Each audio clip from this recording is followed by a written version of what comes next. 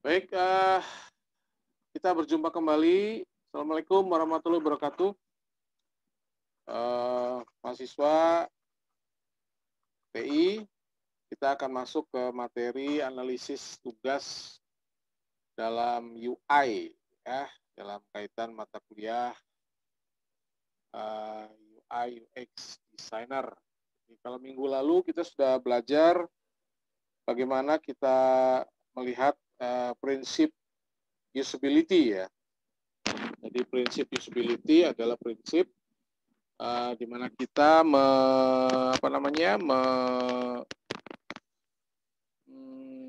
mengatur, ya, supaya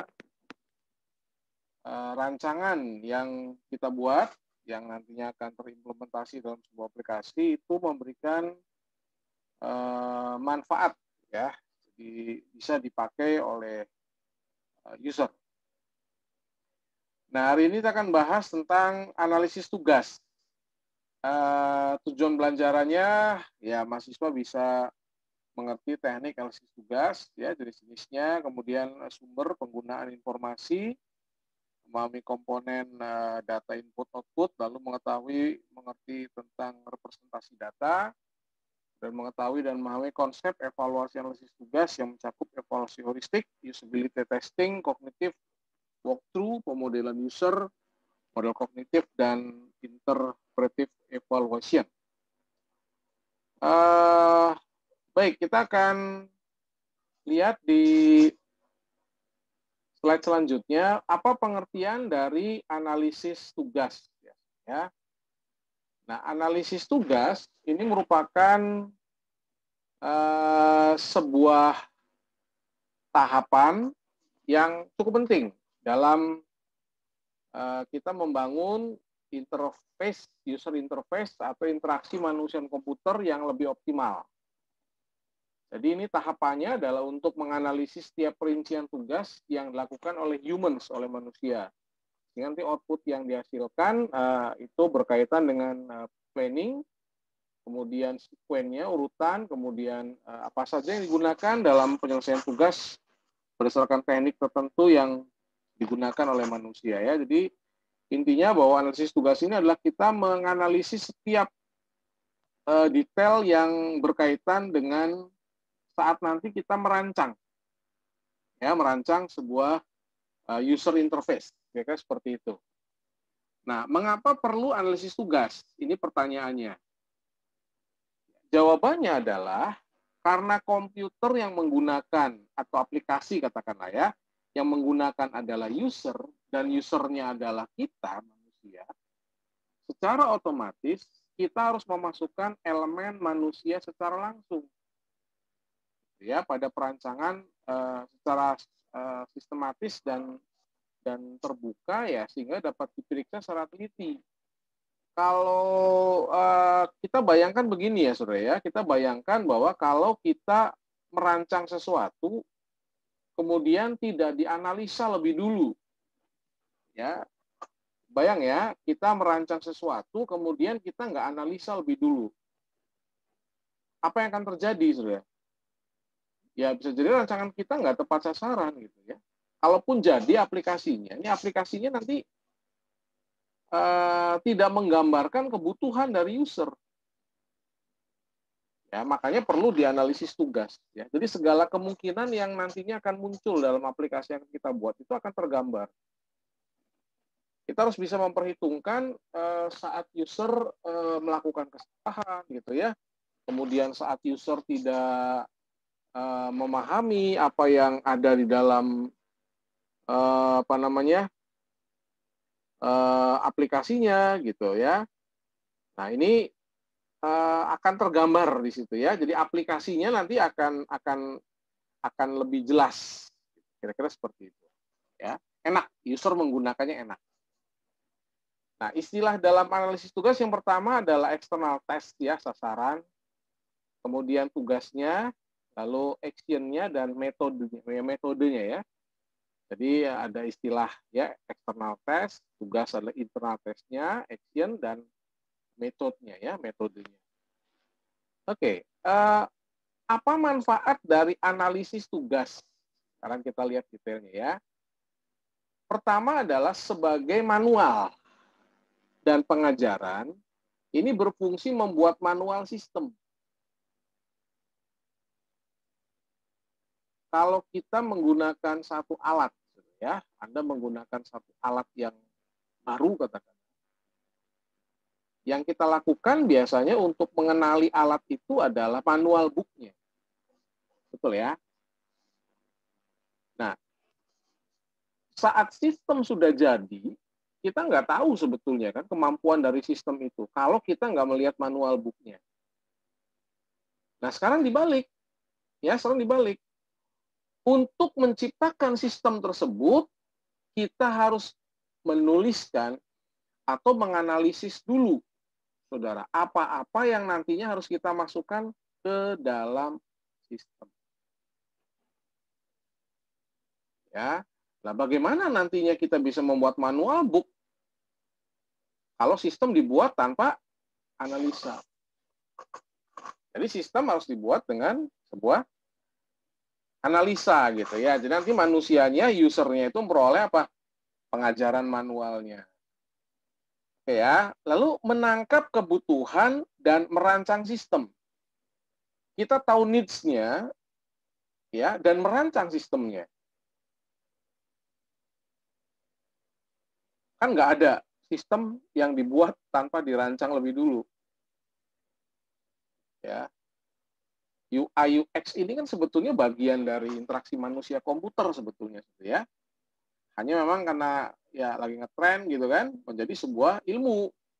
Ya, padahal dia merupakan bagian dari itu. Ya, UX nggak bisa dibuat tanpa adanya UI. Kemudian UI yang baru itu bisa dibuat dengan adanya aktivitas UX. Ya, jadi saling berkaitan, gitu kan? Jadi bagaimana kita needs ya menangkap kebutuhannya dan ya bisa merancang sistemnya, gitu kan? Kita bisa merancang, nangkap komponen kebutuhan sistem, gitu ya. Apa yang nantinya harus dilakukan, keterbaruannya apa dan sebagainya, kira-kira seperti itu. Ya, oke, baik. Kemudian yang ketiga, ya, yang ketiga adalah merancang antar muka. Jadi ternyata, saudara ya, ternyata user interface, Anda merancang user interface, itu diperlukan analisis tugas. Ya, dari setiap kebutuhan sistem yang Anda keep gitu ya, yang Anda tangkap, itu akan ditemukan apa? Klasifikasi tugas, objek yang nantinya akan dipakai. Nah, ini berkaitan dengan apa? OOP ya, Object Oriented Object Programming. Artinya yang kita buat ya itu diperoleh dari hasil analisa. Gitu. Jadi kita membuat sesuatu tuh kita peroleh dari hasil analisa. Ya nggak sembarangan gitu maksudnya ya. Itu maksudnya daripada manfaat analisis tugas. Ya, oke. Kemudian ya berikutnya adalah contoh analisis tugas. Ya, ini contoh analisis tugas. Ini yang gampang aja lah ya. Contoh analisis tugas dalam rangka membersihkan rumah. Ambil pengisap debu gitu ya, urut-urutannya ya. Tancapkan pengisap debu pada alat penghubung listrik. Bersihkan ruangan. Kalau kotak debu penuh kosongan dan seterusnya, saudara. Mirip algoritma sebetulnya kalau kita lihat. Ya itu analisis tugas. Ya, detailnya apa, saudara? Detailnya apa? Kemungkinannya apa? Nah, itu namanya analisis tugas. Mas ya, oke. Kemudian next ya, user yang menggunakan perlengkapan itu harus apa? Harus tahu tentang ya penghisap debunya, saudara ya. Alat-alat yang membantunya, kotak debunya, lemarinya, ruangannya dan sebagainya. Artinya, kita harus memperlengkapi user kita yang nanti akan menggunakan aplikasi yang kita buat, itu dengan segala macam penjelasan. Ya, segala macam penjelasan yang nanti diperlukan oleh mereka pada saat mereka menjalankan sistem. Nggak mungkin sebenarnya kita bicaranya tentang yang penting aplikasi jadi, yang penting user make gitu kan, sistemnya jalan, ya mau usernya ngerti apa enggak, nggak bisa ya, kita harus memikirkan itu. Nah, teknik analisis tugas ini macam-macam sebenarnya ya. Kalau kita lihat ada terbagi 3. Ada dekomposisi tugas, ya, ada analisis berbasis knowledge, pengetahuan, kemudian yang ketiga ada teknik berbasis relasi entitas. Nah, kalau kita melihat di contohnya, ya penjelasannya analisis tugas berkaitan dengan sistem dan prosedur. Ya, biasanya gini, ya, kalau kita mau membuat satu proyek katakanlah ya, yang kita lakukan biasanya kita lakukan salah satunya itu adalah observasi. Betul ya? Observasi dalam berbagai format. User interface memang merancang interface kerjaannya ya, UI designer merancang interface. Tapi bagaimana sebuah interface bisa dirancang kalau kita tidak melakukan observe terhadap kebutuhan? Ya.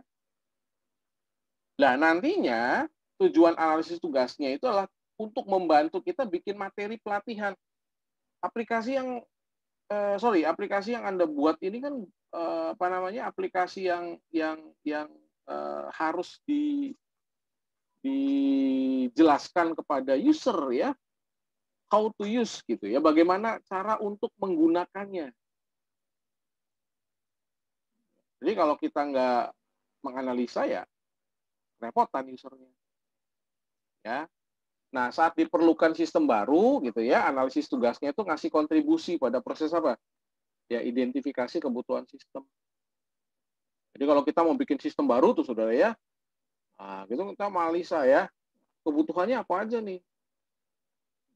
Baru kan. Yang lama begini Pak, kita ternyata butuh ini, ternyata butuh ini, ternyata butuh ini. Nah, ini yang harus kita siapkan. Ya. Nah, mengorganisasikan knowledge. Nah, gitu, saudara ya. Oke, jadi kalau dalam proses perancangan berarti apa? Analisis tugasnya ngapain nih? Mengidentifikasi kebutuhan, ya, model kognitif, ya kan?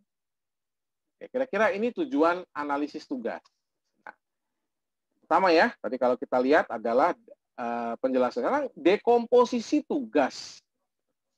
Kalau yang namanya dekomposisi apa? Dekomposisi itu mengatur posisi gitu ya. Dekomposisi. Kalau dalam tugas berarti apa? Pengelompokan gitu ya, memilah-milah. Gitu. Subtugas beserta apa? Urutan pelaksanaannya. Nah, salah satu pendekatan yang sering dipakai itu hierarchical task analysis. Ya, hierarchical. Kayak kayak struktur organisasi itu saudara ya. Nah, itu biasanya yang dipakai gitu kan. Outputnya apa? Outputnya ya plans gitu ya, rencana. Ya, rencana. Jadi kalau kita lihat ya, ternyata dalam pembuatan itu ada kondisi-kondisi yang harus diperhitungkan, saudara ya. Jadi kita melaksanakan sesuatu ini ada kondisi-kondisi yang harus diperhitungkan. Nah, kondisi-kondisi ini yang nantinya akan masuk ke komposisi tugas itu. Ya, kita lihat ya, saudara ya. Kita lihat. Ini kita lihat pertama ada contoh membuat teh. Oke ya. Ini kondisi nolnya nih. Kan plan nolnya adalah do one gitu ya. At the same time, if the pot is full, 2, then 3, 4. Betul ya? Gitu. Kalau udah penuh, itu kita melihat empty pot, make a pot, wait terus gitu ya. Nah, plan one ini dilanjutkan dengan apa nih saudara? Ini kalau rebus air nih, gitu kan? Ngisi ketelnya dulu gitu ya, pindahin ke kompor, kemudian tunggu sampai mendidih, matiin gas. Terus poin 2 kan gitu saudara ya. Empty pot gitu ya, poin 2 empty pot berarti apa? Sediain cangkirnya Ya, wait 4-5 menit. Ya, kemudian apa? Portinya. Artinya, tahapan-tahapan ini yang mungkin dilaksanakan, saudara. Bagaimana kalau terjadi misalkan airnya udah ada? Kan kita nggak melaksanakan poin 1-1. Betul ya? Nggak melaksanakan poin 1-1 sampai poin 1-4. Ya, nah ini yang namanya analisis tugas. Gitu, saudara ya. Jadi dibuat dalam hierarchical test analysis. Jadi ngelihatnya gampang nih, mana yang kudu dilaksanakan dulu. Oke, jelas ya? Ya, nanti ini silakan dilihat ya, fix sequence-nya 1, 1, 1, 1, 2, 1, 3. Ya. Opsional tesnya plan 0, empty pot, plan 53, add sugar, mungkin nggak laksanakan. Ya mungkin aja. Kan bikin teh, saudara. Ya. Sambil menunggu apa? Rebus air, kita siapin tehnya dan sebagainya, paralel dan sebagainya. Nah, itu yang namanya analisis tugas. Ya, time sharing. Betul ya, saudara ya? Tugas 1 dan 2 laksanakan dalam waktu bersamaan. Ya, kerjakan sembarangan dalam urutan banyak, saudara ya. Nah, ini pengelompokan tugas. Pengelompokan tugas. Kelihatannya sepele ya, saudara ya. Tapi kalau kita bekerja dalam ruang lingkup yang besar, ya, apalagi kalau kita bekerja dalam sebuah tim, ini menjadi sangat-sangat penting. Yang namanya hierarchical test analysis. Ya, nggak main-main, ya, penting. Oke ya, nah ya ini yang knowledge ya, saudara ya, analisa berbasis knowledge, gitu kan. Dimulai dengan apa namanya, objek, aksi, terlibat, tugas, membangun taksonomi. Taksonomi itu adalah kalimat-kalimat ya yang dirangkai sehingga membentuk sebuah alur pengetahuan. Itu namanya taksonomi. Ya, kayak pengelompokan hewan, pengelompokan tumbuhan dan seterusnya. Nah, tujuannya apa, saudara? Tujuannya memahami knowledge yang dibutuhkan untuk melaksanakan tugas. Ya, ya ini apa namanya, tergantung nanti apa yang kita pilih gitu, ya, tergantung apa yang kita pilih. Tuh. Jadi kalau kita lihat apa namanya yang kita lihat dalam proses dekomposisi tadi ya, ada hierarkikal. Nah, yang ini ya mendaftar objek ya, aksi yang terlibat ya, diurut-urutkan bla bla bla bla bla ya, tujuannya memahami knowledge yang dibutuhkan untuk melaksanakan tugas. Nah, kalau relasi berbasis teknik berbasis relasi entitas ya, kita kan udah belajar, lu pernah belajar apa? ERD gitu sebenarnya ya. Nah, ini berasosiasi dengan database gitu ya, mewakili sistem tabel tuh, sudah atribut dan sebagainya. Menekankan pada objek, biasanya pakai ERD. Gitu. Bisa kan ya, saudara ya? Anda bikin ERD, kemudian nanti buat apa? Diagram konteksnya, ketahuan, tabel, ketahuan, user interface apa yang kita butuhkan tuh bisa dibuat. Jadi sebetulnya banyak yang bisa kita gunakan untuk membangun UI. Ya, untuk membangun sebuah user interface, katakan. Tadi dengan analisis tugas itu. Ya. Kemudian sumber informasi dan pengumpulan data jelas, saudara ya. Kalau sebuah analisa, kegiatan analisa itu akan memberikan hasil yang maksimal kalau apa? Kalau didukung dengan sumber data yang cukup. Betul ya? Ya. Jadi sebetulnya nggak semata-mata cuma apa? Cuma ngumpulin dan mengorganize gitu ya. Tapi juga apa? Melihat ke sumber datanya.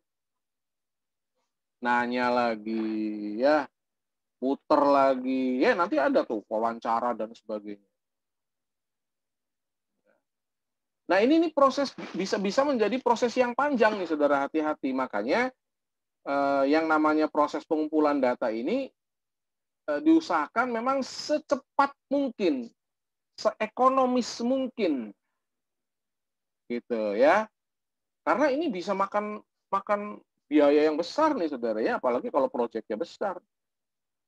Ya, menganalisis tugas itu nggak sehari 2 hari gitu ya.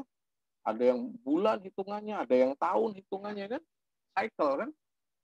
Ya, perubahan lagi ya, kudu masang ini lagi, nambah fitur lagi, waduh gitu ya. Nah, ini kalau tidak dilaksanakan dengan baik tentunya akan merepotkan kita nanti di akhir-akhirnya. Tidak setiap proyek yang kita bangun berhasil, hati-hati ya. 2 kemungkinannya, berhasil dan gagal. Ya, setiap aplikasi, setiap alat itu 2 kemungkinannya, bisa digunakan atau gagal, nggak bisa dipakai. Hati-hati. Jelas ya? Beberapa sumber yang bisa diperoleh ya dokumentasi ya, saudara ya. Tadi observasi di awal, terus apa? Wawancara ya. Iya kan, kita wawancara, datang gitu kan, ngobrol-ngobrol ya, gimana-gimana dapat data. Ya kan ini kita membangun user interface kan. Ya kan harus tanya kebutuhannya, kebutuhan si calon konsumen kita kan. Ya. Kalau dokumentasi jelas saudara ya. Kalau dokumentasi sih gampang lah, dokumentasi sih mencatat hal-hal yang diperlukan gitu ya. Standar manual, history gitu kan. Kemudian observasi ya. Kalau observasi apa? Ya apa yang dikerjakan user gitu ya, ngerekam, mencatat dan sebagainya ya. Observe namanya juga observe. Ya melihat-lihat. Saudara ya, monitoring gitu kan. Oke, kemudian ya wawancara ya, wawancara. Usernya nggak cuma satu, ya, usernya banyak.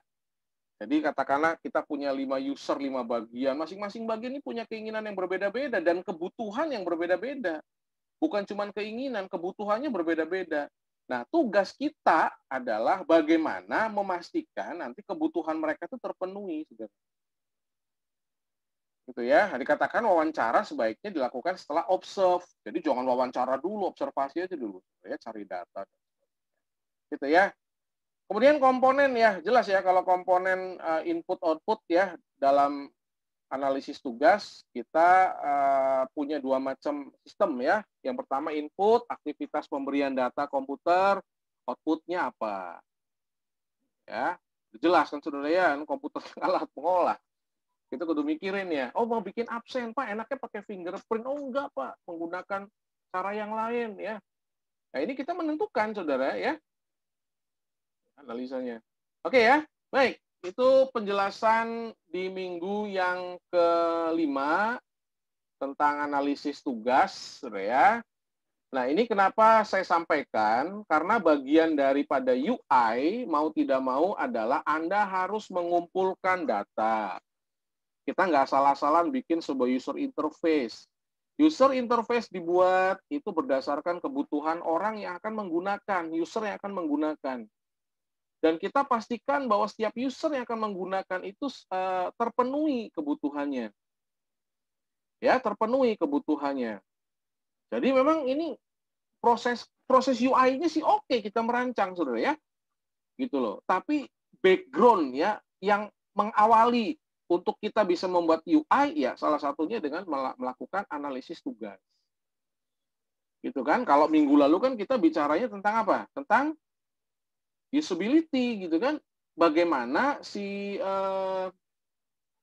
aplikasi itu supaya bisa dipakai gitu saudara ya, nggak asal jadi ya. Nanti di next week kita akan bicara tentang UX-nya gitu ya, tentang UX-nya apa sih yang diperlukan oleh seorang UX designer gitu kan ya, apa-apa aja gitu kan, senjatanya apa yang diperlukan oleh seorang UX designer.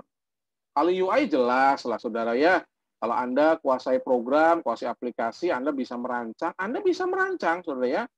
Kita bisa bikin aplikasinya, sebuah aplikasi, sebuah sistem, tapi apakah yang dirancang itu useful nantinya? Berguna, bermanfaat bagi user? Belum tentu. Ya, makanya kita harus melihat apa-apa saja yang menjadi pendukung gitu ya. Menjadi pendukung untuk kita bisa nantinya membuat UI yang baik. Baik, demikian ya penjelasan dari saya di minggu kelima. Semoga bermanfaat materi yang saya sampaikan. Ya, silakan nanti dipelajari, kemudian catat hal-hal yang penting ya. Cari kalau ada hal-hal yang memang belum jelas, referensi-referensi tambahan boleh, saudara ya, sangat disarankan oleh saya. Oke, demikian saya sampaikan. Akhir kata saya menanyakan wassalamualaikum warahmatullahi wabarakatuh.